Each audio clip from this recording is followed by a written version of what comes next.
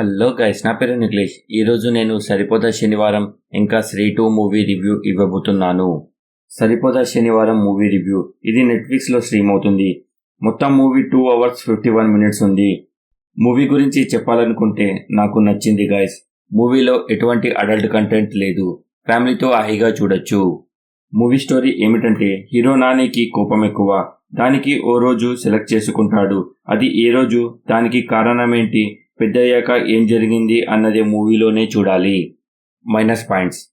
మూవీలో చెప్పడానికి పెద్ద మైనస్ పాయింట్స్ ఏమీ లేవు, కానీ సెకండ్ హాఫ్ కొంచెం స్లో అయినట్టు అనిపిస్తుంది. Plus points. మూవీలో విలన్ క్యారెక్టర్ అయిన ఎస్జే సూర్య గారి యాక్టింగ్ మాత్రం చాలా బాగుంటుంది. తర్వాత నాని గారి యాక్టింగ్ బాగుంటుంది. Songs okay. మూవీలో బీజిఎం మాత్రం చాలా బాగుంది. యాక్షన్ టైంలో ఇచ్చిన బీజిఎం మాత్రం చాలా నచ్చుతుంది. మూవీలో కామెడీ అంతగా లేదు, కానీ యాక్షన్ మాత్రం చాలా బాగుంది. మూవీలో ఫస్ట్ హాఫ్ అయిన తర్వాత వచ్చే యాక్షన్, ఎండింగ్ క్లైమాక్స్ చాలా బాగుంది. చివరిగా నా కంక్లూజన్, నాకైతే నచ్చింది గైస్. నేను ఈ మూవీకి ఇచ్చే రేటింగ్ 3.5/5. ఇది నా ఒపీనియన్ మాత్రమే. శ్రీ 2 మూవీ రివ్యూ ప్రైమ్లో స్ట్రీమ్ అవుతుంది. Movie run time 2 hours 23 minutes. Movie అయితే నాకు నచ్చింది గైస్. మూవీలో ఎక్కడ కూడా అడల్ట్ కంటెంట్ లేదు, కానీ తమన్నా గారితో వచ్చే ఐటమ్ సాంగ్ కొంచెం ఇబ్బంది పడవచ్చు.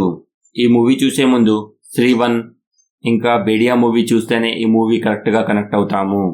మూవీ స్టోరీ ఏమిటంటే, తల ఇంకా శరీరం వేరే ఉండే ఒక రాక్షసుడు చెండేరి అనే విలేజ్లోని అమ్మాయిలని ఎత్తుకొని పోతాడు.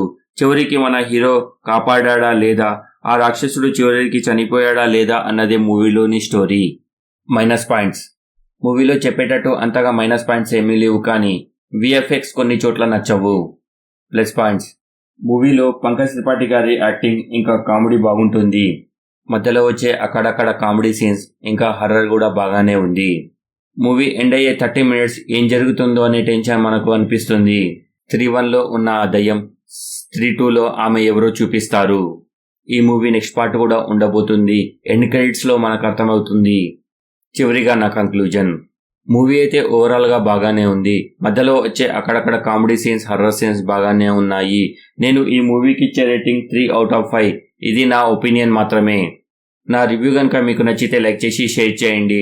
ఎలా ఉందో ఒక కామెంట్ చేసి చెప్పండి. ఎవరైనా కొత్త వాళ్ళు వచ్చుంటే సబ్స్క్రైబ్ చేయండి. కింద డిస్క్రిప్షన్లో మన ఇన్స్టాగ్రామ్ లింక్ ఉంది. ఫాలో అవ్వాలనుకున్న వారు అవ్వచ్చు. Thank you for watching. జై హింద్, జై భారత్.